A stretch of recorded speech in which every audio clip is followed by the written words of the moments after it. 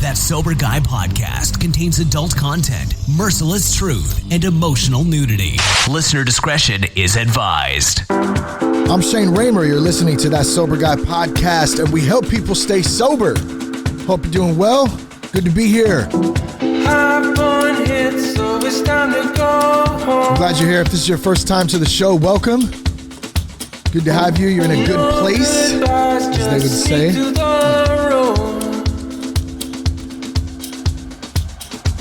Yeah.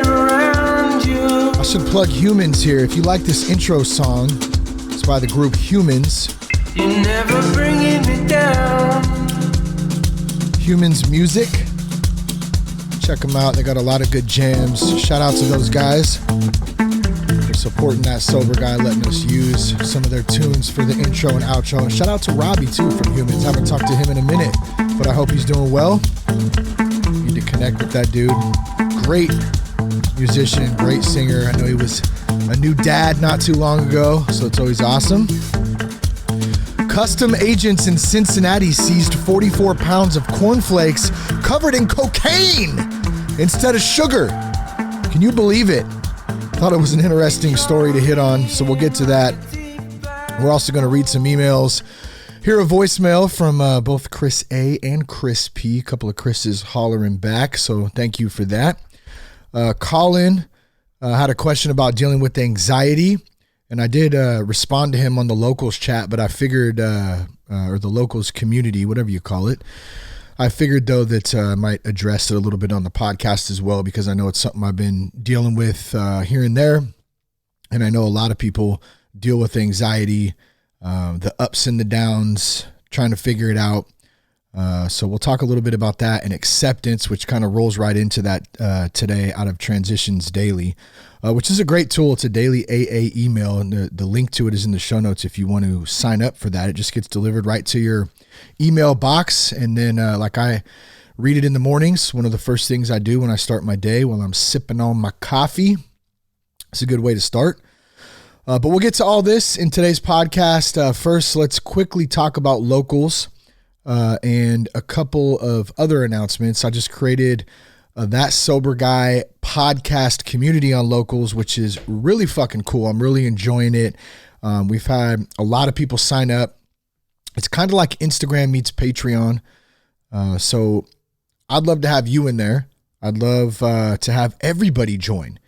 It's its own little private community. There's plenty of free content. There's also premium content you can get when you support us, like the early release of podcasts. You can make posts in there yourself. You can connect with others in the Sober Guy Locals community. So if you'd like to do that, you can download the Locals app, or you can go directly to the website. It's that soberguypodcast.locals.com. Both those links for the app and the site directly are in the show notes, so feel free to check those out. Also, my good buddy Nick Rucker will be back on the podcast later this week. It's going to be great to connect with him again. Nick is a U.S. soldier. He's also a country music singer and songwriter based out of Omaha, Nebraska. He was on the show. Gosh, I don't remember what number it was. I didn't bring it up beforehand. I probably should have done that. But he's a great dude. In recovery, of course, sober. And we'll talk to him, see what he's up to, see how the music business is going.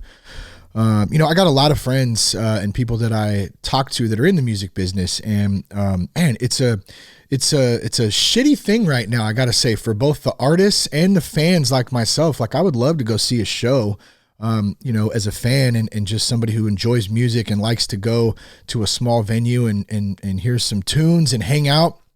And at the same time, on a business and professional tip from some of my friends and everybody at that who's in the music business, whether they're an artist or whether they are supporting artists and supporting venues or whatever their role is, that business has taken a huge hit with everything that's happened over the last 10 months. So, my heart goes out to all my homies who are in that business and trying to survive. Entertainment in general, it's really been turned on its head. But, I got to say, in times like this, people get creative, and people survive. They find a way because we are survivors, especially those of us in recovery, man. We don't quit and we fight back. We get punched, a couple times and, we're getting right back up and we're going out swinging at the minimum. So people get creative doing online stuff, whether it's, even in the recovery community. We've had to transition into Zoom meetings and do things from a digital standpoint. And so it's definitely different, but we got to adjust. And I've said it on the last couple of, or a podcast a couple episodes ago. One of my favorite lines from the movie Moneyball, as I'm an Oakland A's fan out here in the Bay Area. Brad Pitt plays Billy Bean, and he says, "Adapt or die," straight up, as they're kind of revamping the A's, trying to figure out how to win some damn games. And adapt or die. I think it's a great statement. It's a great mentality. Like, we have to adjust. We have to change the shit that's out of our control. And we can't, there's just some things, whether we like it or not, that we can't do much about. Speaking of the Oakland A's too, shout out to my homie Shane here in Vacaville. Shane is a good dude, man. We hit up a lot of morning walks together, and he's just a good homie of mine.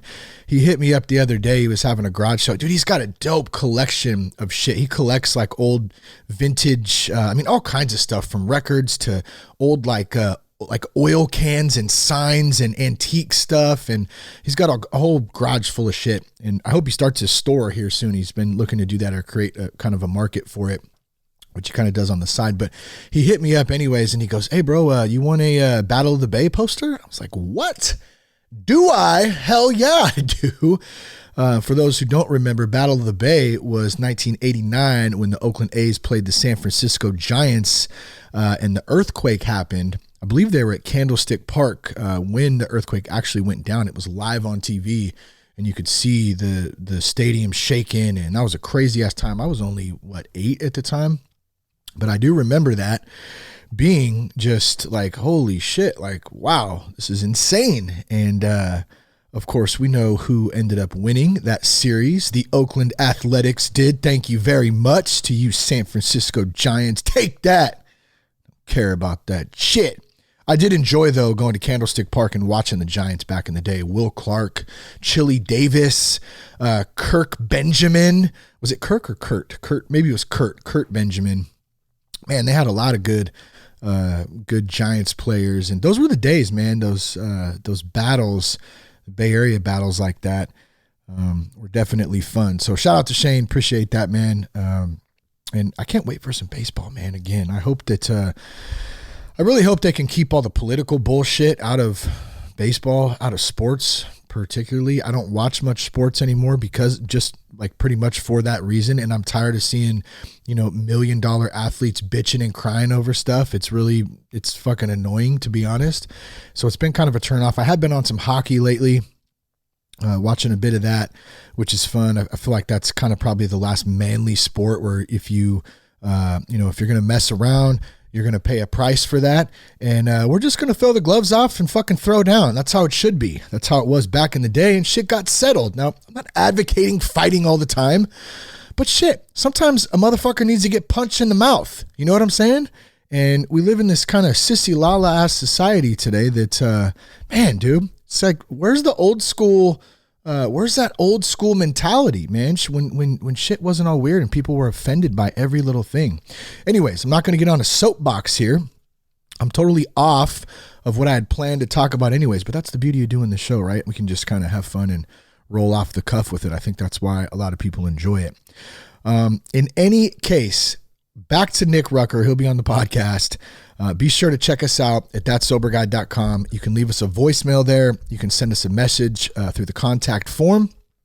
You can also grab How to Navigate the First 90 Days of Sobriety digital podcast course. Had quite a few people sign up this last month, which is great. If you're not familiar with that, I got together a bunch of my homies and a bunch of professionals in recovery and a couple of doctors. And we just talked about the first 90 days. What does that look like? How did you do it? How did they do it? What did you see? I share some of my story on there too. So it's all in a digital format. There's a little journal that comes with it to help you kind of log as you go through some of the lessons or the segments, however you want to call those. And it's a great course. I've gotten a lot of good feedback for it. So you can check that out at the website as well. And then last but not least, on the website, grab a hoodie, grab a hat. They're dope. I'm actually wearing the hat right now. They are, black, it's the California style logo on there. You can see them on the website.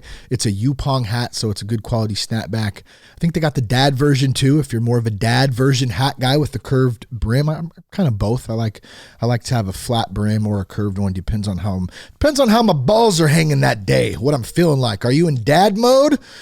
Or, are you in Shane Raymer mode? Who knows? How you feeling? You can use the promo code though. No hangover. Fuck that. Fuck hangovers. Nobody wants no shitty hangover anymore. God, it's just, I don't miss that one bit.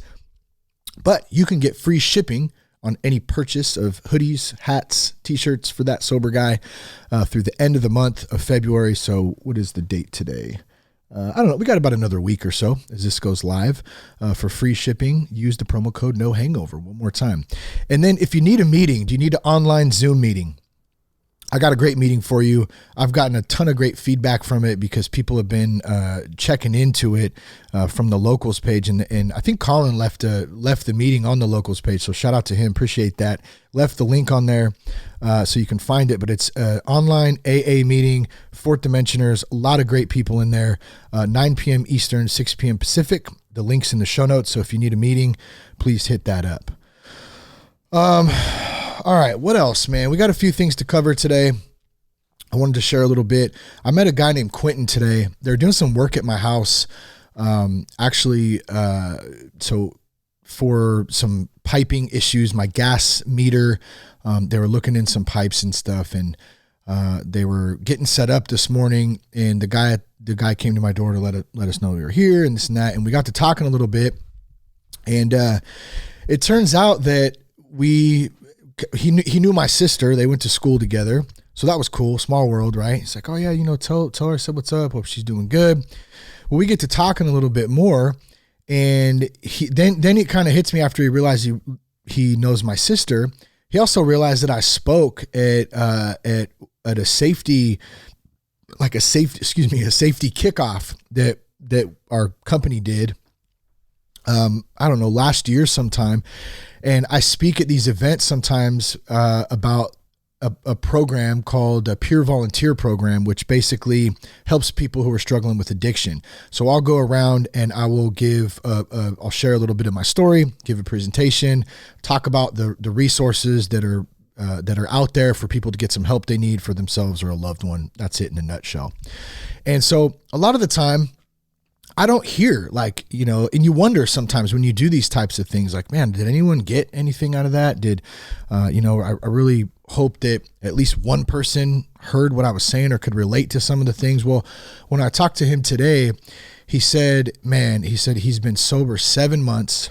He was about to get baptized, been going to church. He found God, really changed his life around. He's still working, but just a lot of his priorities for his family, and cutting alcohol out of his life has really changed a lot of things for him. And he told me, thank you. He was like, man, I just want you to know that, I remember that day that you spoke and that did something to me. And, so man, that was just super, super cool. I love hearing that. And I always, it's funny, like I love hearing it, but I don't love hearing it because I'm just weird like that. I just am one of those dudes who likes to just put my head down and kind of grind. And I've gotten a lot better at receiving like feedback and positive feedback, but I guess I'm scared that there could be like, I don't ever want my head to get big, right? I don't ever want to be arrogant or anything like that. Look what I did. And like, that's just not me, So I guess I'm kind of weird. Call it weird, call it cautious. I don't know. Call it humbled, whatever the hell you want. But I'd be a liar if I said hearing that feedback sometimes isn't fucking awesome, and it doesn't feel good because many times we don't get to see the fruit that produces from the seeds that we plant.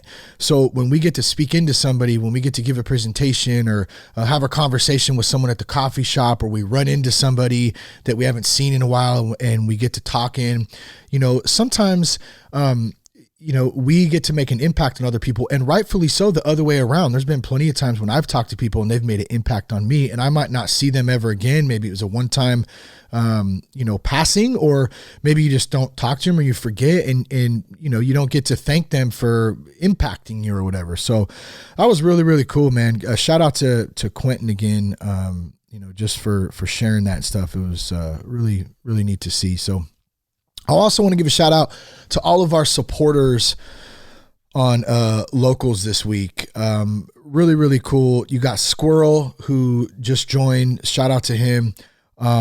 Theron. I'm sorry if it's Theron or Theron. It's probably Theron is what I'm assuming. But and then Ryan, Vegas Sooner. I don't have everyone's names, just some of their screen name or whatever the hell you call it. JK 71. Let's see. Tam and me. I think that says Tam and me. And then Colin. I've been chatting with Colin quite a bit, so shout out to him. And then Alex too for joining up. And then of course you don't have to support. I mean, you can just get on there and you can see what's going on in the community and stuff too, and join for free. Either way, join. Like, check it out. It's a really good community, and we're going to build it together, and pretty pumped on that. But thanks to everybody for doing that and supporting us this week. A couple emails, a voicemail, and then we're going to talk a little bit about 44 pounds of cornflakes covered in cocaine, baby. Oh yeah, I thought that was mighty insane. This first email, let's see, says, just wanted to say thanks for what you do, bro. It's helping me a lot. I got the Locals app. I try to listen to your podcast daily. Today was reggae and slow the hell down for me. Anyways, thank you for inspiration, keeping my spirits up. Thank you, Chris P. Chris P, shout out to you, man. Thank you, bro, for the feedback. I'm glad that reggae one helped out and slowing the hell down. I was talking to Seth the other day, and for those who've been listening to the show for a while, Seth is one of my best buddies. We've known each other since the 5th grade. He's an ex-Coastie, was in the Coast Guard, served in New York during 9/11, came back home, became an electrician, led the way to getting sober in my experience, and he was really a big inspiration for me getting sober too. And I was on a walk with him just a couple, I think it was 2 weekends ago now. And we were talking a little bit about reggae music. And I think I mentioned this in the last podcast too. But we were texting again too. And we've both been listening to a ton of reggae just because it really does help kind of calm me down and put me in a good mood. And it helps set the tone and just remind me that I can't control everything, man. I gotta just chill and go with the flow. And just be sometimes, and that music helps do that. I love listening to some Cody Jinks or some old school Johnny Cash or some Aaron Lewis. I've been listening to some Struggle Jennings today, and some Tom McDonald too. Man, if you ain't on Tom McDonald yet, get on some Tom McDonald for sure. Politically Incorrect. That's probably one of my favorite jams. And I'm pretty sure Tom is sober too. That'd be cool to actually have him on the podcast sometime. Maybe that'll work out one day. But the reggae stuff, man, yeah, that helps to get it. The Cody Jinks, I love it, but sometimes it can put me in a fucked up mood just because there's some different emotions that kind of come up in some of that music. So I guess what's the point here, Raymer? The point is, be careful what you're putting in your ears. Oh man, I shouldn't. Now I feel like a fucking hypocrite too, because I made this dope ass, check this out. Let's see if I can find it on here. You can search it up if you have Spotify. It's called Bay Area OG Hip Hop. And I made it as I was working around the house, and it's all stuff from Bay Area from like the 90s and early 2000s. Too Short, Be Legit, Richie Rich, E40, a lot of E40 on here. I love some old school E40. The Rompilation, Mac Dre, Mac Mall, Drew Down, man, all kinds of stuff on here. Into Deep, man, it's fun. I've been bumping some of that stuff too lately. So, but be cautious what kind of mood you're in, whatever you're bumping, because it can definitely influence your moment. Let's hear the voicemail message now too. This comes from Chris A. This was a great one. Had me cracking up in the beginning. And if you want to leave a voicemail or contact form, the links are in the show notes too. Let's check this out. Hey, what's up, Serene? Just want to say, fuck you. Yes. I'm saying that with love. Hell My yeah. name's Chris. Got about 28 days sober now. Yeah. Hit my what I hope to be my rock bottom. Been through this journey before. It's about 12 years ago. Started getting sober. Was sober for 2 years, and then about 10 years ago now, of course, my alcoholic brain told me, I've got this under control. I don't need a program anymore. Yeah. Stopped working it. Stopped calling my sponsor, and did all the typical things. And eventually went out. Classic Started doing shit. my own thing. Slowly just started getting worse and worse. And now I'm back into it and using some resources through my work and feeling pretty good. There's a lot more resources available today than there was back the first time around, and I'm thankful for that. Just want Yeah. to say I'm thankful for your podcast. Thankful that you put out about the Fourth Dimension meeting. I will be hitting that tonight. My job is in San Francisco, but I live in Southern California, so on Fridays I'm driving south for about 7 hours, and on Sunday I'm driving north for about 7 hours. So lots of time for me to catch up on your podcast that I just found, and I am going to hit that meeting tonight. Hopefully I can follow proper protocol, because I don't know what the requirement is for Zoom protocol, but I'll just keep my mouth shut. Word. All right, man. Thanks again. Love your podcast. Later.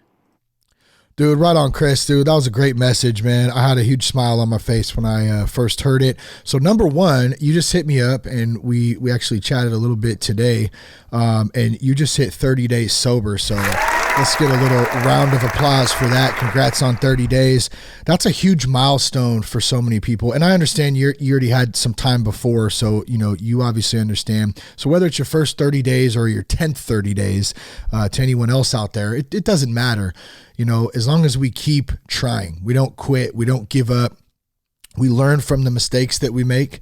You've obviously learned from the fact of you had some time before, and you kind of fell off and stopped doing what was working, because that's totally normal. You ain't alone in that. How many of us have done that same shit? I got this. I'm good. I don't need that shit. I did it many times before I actually had some success staying sober. So dude, good job. Way to jump back on. Hey, you got plenty of time to drive back and forth from SoCal up to Northern California and listen to a shitload of podcasts and jump in meetings. So good stuff on that. And he mentioned the Fourth Dimensioners again. I can't say enough what a great meeting that is. It's ran really well. There's a lot of good people in there. You can find a sponsor in there. I've directed a couple people there who have reached out asking about how to find a sponsor. What does that look like? One of the things, Buddy, if you go back to last week's podcast, my sponsor, Buddy C, was on the show. We talked a little bit about that. And one of the best things you can do is just get a temporary sponsor. It doesn't have to be permanent. It doesn't have to be forever. You guys don't have to date for the rest of your life. I always feel like it's like that. Would you be my sponsor? Like, let's go on a date. Especially in person back in the day. That was always odd. But a temporary sponsor works great. Just, hey, can I just get some help from you just to get me rolling, get me some accountability, and I'm going to say it again. Locals is a great way to stay accountable. The podcast, a great way to stay accountable. The meeting, every night, if you can't go every night, pick a night, one night a week, at least at the minimum. If you're new, pick a couple nights, try to get every night if you're really new, but just make yourself accountable to somebody, to something, and stay connected. Because I think that's what Chris was getting at in the message, is that he kind of got off and got disconnected. And then we start thinking we got this shit, and we don't. Because alcohol is a cunning, baffling, weird thing that it's really difficult, in fact, impossible for me to even understand. So thanks again, Chris. Appreciate the message, bro. And I'm sure we'll be talking more in the future. Let's run over to this article now. Customs agent in Cincinnati seized 44 pounds of cornflakes covered in cocaine instead of sugar. How in the shit does that happen? These guys get so damn creative. It's insane, man. So it says U.S. Customs and Border Control seized a shipment of cereal from South America that was covered in cocaine instead of sugar. CBP officers in Cincinnati, Ohio, intercepted the package on February 13th containing about 44 pounds of cocaine-coated cornflakes, according to a news release. I wonder what that looked like. How many boxes is 44 pounds of cornflakes anyways? You got to figure Oh man, I don't feel like doing the math right now, but it's got to be a shitload of cornflakes.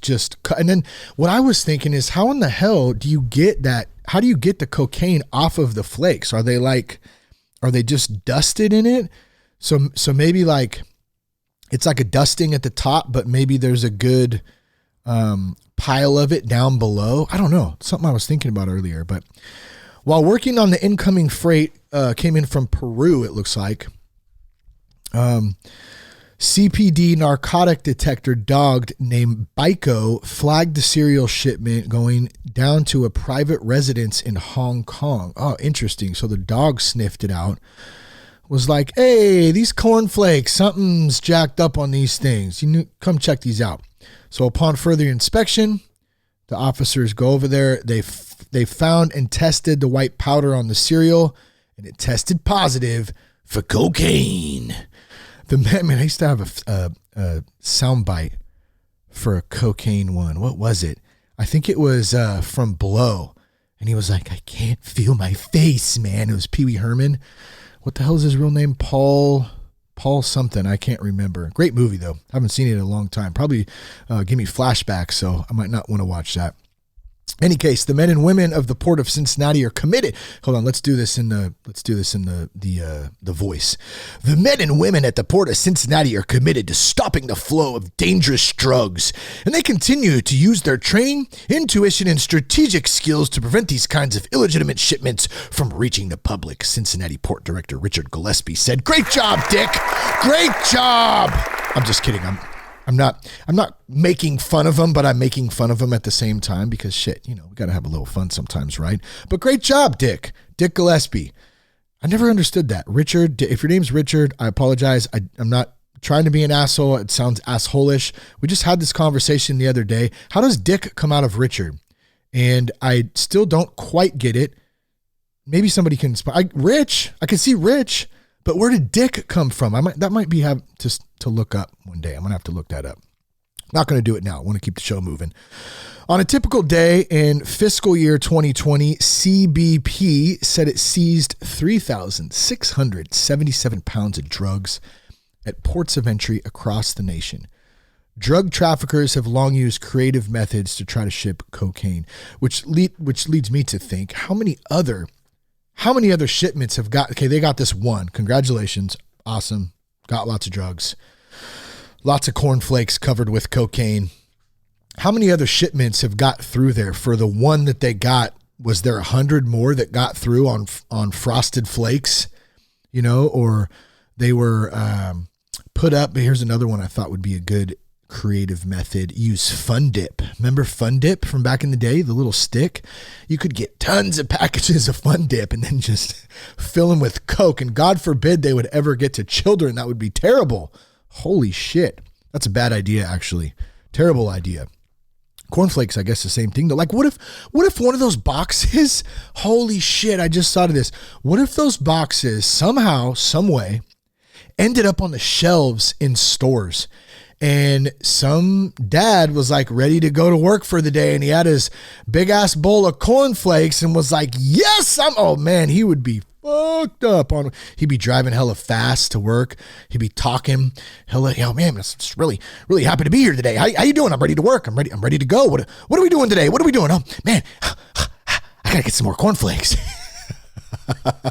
He'd be tripping out, man. Holy shit. But how many more made it through? How many different kinds of styles of shipments did that look like? Different kinds of stuffed in toys or stuffed in furniture. Who knows, man? I'm sure there's some crazy ways they get that stuff through. But in July, for example, police in Italy discovered cocaine stuffed inside individually hollowed out coffee beans. Damn, how long does that take? After opening a parcel addressed to a fictional mafia boss from a Hollywood movie. Oh, wow. Damn, that's crazy, dude. It doesn't say who it was. I wonder who. A fictional mafia boss from a Hollywood movie. I'm trying to think back, like Goodfellas, Casino. What else? I can't remember any of the dudes' names off the top of my head. I haven't watched those movies in a while, but in any case, they found the cornflakes. They didn't make it onto the shelf. thank God for that. And they got 44 pounds of cornflakes covered in cocaine instead of sugar. Good stuff. Interesting. Very interesting. All right. Colin had a question about anxiety, and I'm just going to touch on this briefly. You can go back on the locals page, that Sober Guy locals page. Links in the show notes once again. So I made it real easy for you. Just click on it, download the app, get in there. And so I answered a little bit of what I do on the anxiety thing, but I did want to address it a bit because there is a lot of anxiety. A lot of people are going through a lot of different shit right now. I know our family, myself alone, I'm going through some things where we're making some adjustments, and things are changing around here, from school, from, there's a chance we may be, selling our house soon. We're making adjustments with work schedules. And it's a lot right now. There's a lot of stuff. And you can probably tell that I'm kind of hesitant. There's some more stuff. I don't really care to get into it because it doesn't have anything to do with recovery. It's just personal stuff that I don't really want to share to the whole fucking world. But I guess what I'm getting at is there's shit that's going on that creates anxiety. We'll just leave it at that. And it's nothing insanely crazy. And so I'm sure there are people who are going through things that are insanely crazy. Maybe it's financial stress, or maybe it is work stress, or you're trying to find a job, you can't find one. There's all kinds of different things that can make us like lose sleep at night. I think that was one of the things Colin said too, was that at nighttime was tough. Like he would toss and turn, and I really struggle with that too. Like if I got a lot of shit on my mind, it's really hard for me to get a good night's sleep. I feel like I'm in that zombie state of mind, and my mind is just going and going and going. So, here's a few things that I do. Number one, I try to stay fit, physically, and not just for the sake of my physical sense, but it's more for my mental, stability. Like I got a really good workout in today. Here's the thing. I struggle with it because I have tons of resistance. Like I had other shit to do today. I squeezed it in on my lunch, and I didn't want to do it because it was just another thing added to the plate. But I know how important it is and how good I feel after I get it in. And so it does help with stress. It does help alleviate some of the anxiety to get some of those endorphins out, get on a good run, do some pull-ups, do some squats, just even air squats. Get a little routine in. You can keep it simple, and you can get it done in about 30 minutes if you go hard. That's one thing that is huge. Now, contrary to that, one thing that I struggle with is diet. So it's so important that we eat healthy when, just today in general, any day, but especially when we're trying to stay sober, especially in the early, because it really, food really fucks with our emotions. It really messes with, the way that we feel. And, there's a lot of science behind that, and I've done some other podcasts on it before. I'm not really going to try to dive into it now because I'll probably jack it all up, but I know just from personal experience that I go through a lot of ups and downs where I'll go for weeks eating pretty damn good, and then other times I totally fall off and I'm like, fucking give me all the sugar and burritos and pizza and let me just destroy myself. It's almost like a form of abuse. It's weird. It really is. And the other thing to that I'm realizing too, I just like to fucking eat. Like who doesn't like to eat? I love some cookies, I love some pizza. Man, dude, okay, I got a confession to make too. This is so jacked up. And this is probably why at least I still work out and I stay fit so I can help balance out my shitty eating habits sometimes. We had Cash's little buddy, Kaysen, stayed the night on Saturday night. They had a little slumber party weekend. Cash actually stayed there Friday. And Kaysen's parents are really good friends of ours. So Kaysen's mom, Jen, came over and was hanging out. And the girls were hanging out doing their thing. And it got to be about 6 o'clock. And I was working around the house. And I was like, man, dude, I'm hungry. Everyone's hungry. Let's get Little Caesars, baby. And I'm talking about not just your plain hot and ready $5 pizza. Okay, that's great. The kids eat that one. You got to get, if we're talking about eating shitty, something that tastes great and just destroys your fucking gut afterwards. It's so damn good though. The deep dish Little Caesars pizza, damn, it's bomb. We got some crazy bread. We were partying down, right? That's how we party. You know, I might have a Coke. Let me get a Coke, Coca-Cola. Terrible for you, right? But man, like, I got to live a little bit. And so we got Hawaiian, and don't argue with me about pineapple on pizza, bitch. It's fucking good. So I don't care what anybody says. We got pineapple, the Hawaiian style deep dish. We got a pepperoni deep dish, and we got a kid's regular hot and ready and some crazy bread. That shit was so damn good. I don't know how the hell I got onto Little Caesars, but that's what it was. Because that's another thing I struggle with in that food. So yeah, actually, it was a really good point, Raymer. How could you forget that? The food can make you feel like shit, and it can give you anxiety, and it does. It does give me anxiety sometimes, because then I eat it and it's hella good, and then afterwards I feel bad about myself, and I'm like, dude, this is jacked up. Like, why did I eat that? I'm supposed to go work out tomorrow. And then you feel like you wasted your workout, and then if you miss a workout, so it's a pattern, you know. And here's my point to this: when I'm in the modes, and like I said, it's an ongoing battle. When I'm in the modes where I go and I'm eating pretty healthy, I never eat perfect. I never eat perfect. There's always, throughout the week, I'm going to crush an In-N-Out burger or a piece of pizza. That's just fucking, you got to live. But like when I'm in the mode and I'm eating pretty damn good and I've cut out the sugar, that's usually the real struggle. I feel a lot better. My anxiety levels are way lower. I don't feel anxious. I feel good. I feel energized. I feel, I feel positive. I sleep better. So, those are two big things I wanted to point out. And I don't think I pointed those out on the thread, on the locals thread, but diet and exercise are huge on it. And of course, meditation, prayer, the serenity prayer is great. God, grant me the serenity to accept the things I cannot change, the courage to change the things I can, and the wisdom to know the difference. That's an amazing one right there. And it works every time. So, I'm going to kind of leave it at that. Try to eat as healthy as you can. I'll do the same, and definitely get some workouts in. And if maybe you got an injury, or you can't really go hard, or you're just starting out, just walk. Just get a good ass walking in the morning. Walk for at least 30 minutes. Like, get up early, grab your dog, or if you don't have a dog, fucking walk by yourself or go buy a dog, ride your bike, whatever it is, but do something, move for like 30 minutes a day. Try to do it in the morning. I mean, that's when I like to do it. I guess you could do it at any time during the day though, just get it in. I think that'll help out a lot with the anxiety stuff. So Colin, thanks for the question, man. Good stuff.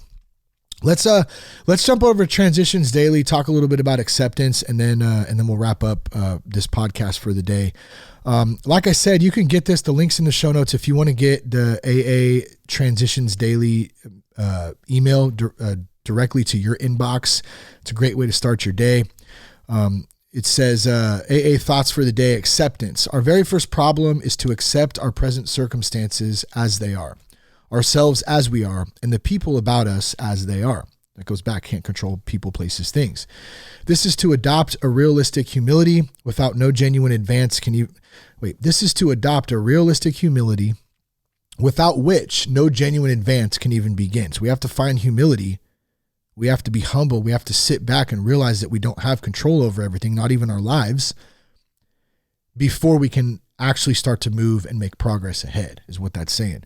Again and again, we shall need to return to the unflattering point of departure. This is an exercise in acceptance that we can profitably practice every day of our lives. Dot to consider: my serenity is directly proportional to my level of acceptance. Man, when we talk about acceptance, man, that is a really tough one for me. There's certain things, like say you see something and it's fake. It's fake as shit, and it's bullshit. There's no doubt in your mind, but there's not really much you can do about it, and you have to find acceptance in it. Doesn't mean you have to believe it, but you got to accept that it is what it is and it's out of your control. And that's something I really have struggled with especially the end of last year with all the shit that was going on. And even today, I feel like I've made some progress. I've continued at it. Recovery and a program helps, and having people to talk about it with helps too, which is good. But yeah, acceptance isn't easy, but fighting everything and resisting and trying to control is a really shitty way to live all the time. It's really hard. And, at the end of the day, we just have to surrender and accept that there's just shit that we can't change. There's shit that we can't control. So there's a couple other things in here just for today. I'm going to skip down to the bottom just because it's the meditation part that I like, and then we'll wrap up. But they have daily reflections, guidance, as Bill sees it. So you got something out of the 12 and 12 there. They have a big book quote, 24 hours a day. And then we're going to end with the meditation for the day and the prayer for the day. And meditation for the day says, I must trust God to the best of my ability. This lesson has to be learned. My doubts and fears continually drive me back into the wilderness. Doubts lead me astray because I am not trusting God. I must trust God's love. It will never fail me. But I must learn not to fail it by my doubts and fears. We all have much to learn in turning our fear by faith. All our doubts arrest God's work through us. I must not doubt. I must believe in God and continually work at strengthening my faith. So that's good, man. Trusting in God. And Jess is really good about reminding me about that, because I'll start getting all me, and my, and this and that. And then she's like, dude, you're not trusting God. Like you're trying to do it all yourself. And as dudes, we do that sometimes, right? I fucking got this. Get off my nuts, bitch. I can do I'm not saying I say that to Jess either. She'd slap the shit out of me. But unless I was joking, we kind of have that relationship. We can joke around and stuff, but I would never say some shit like that to her serious. I'd be sleeping on the couch for like a month. But that attitude just in general, like get off my nuts, like leave me alone. I got this. I'm a dude. I can handle this shit. I'm a fucking man. Like, dude, I get it. We got to be strong. No doubt. I'm not saying I'm going to be a bitch, but like there's times that we have to just give it up, and we got to trust in God. We got to trust in something higher that He's going to take care of us. He always has. He's never failed me. He never let me down. Now, there's been a lot of times when shit hasn't worked out the way I expected it to or wanted it to, but He never failed me. And that's, my sobriety is the first example of that, So we got to trust in that, have faith, believe in God, pray to Him, meditate, whatever that looks like for you, that's your choice. The prayer for the day, I pray that I may live the way God wants me to live. I pray that I may get into the stream of goodness in the world. So going with the stream, going with the flow. Good stuff right there. If you want to get Transitions Daily, the daily AA email, once again, it's in the show notes. It's a great resource, great tool. I highly suggest it. Good to be here. Glad you guys are here with me today and joining the podcast, listening in, and joining the locals community too.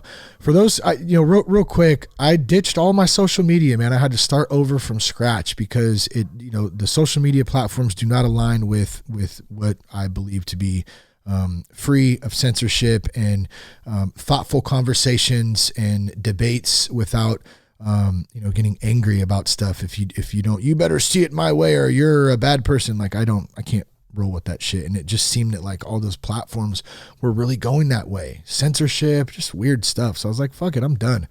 Locals is great. It's our own little community. It's private and it's a good time. A lot of good people on there too, have their own communities. So check it out there. If you want to follow like guys like Dr. Drew, Michael Malice is on there, Tulsi Gabbard. I mean, there's all kinds of different people from that have podcast platforms that you can follow on there as well. So I appreciate you guys.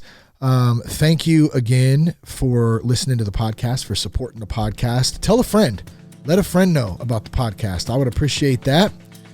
You can check us out at thatsoberguy.com. Everything I mentioned is in the show notes today or on the website. Love you guys. Stay sober. Look out for Nick Rucker later in the week and give us a shout. Peace, love, respect. Keep your blood clean.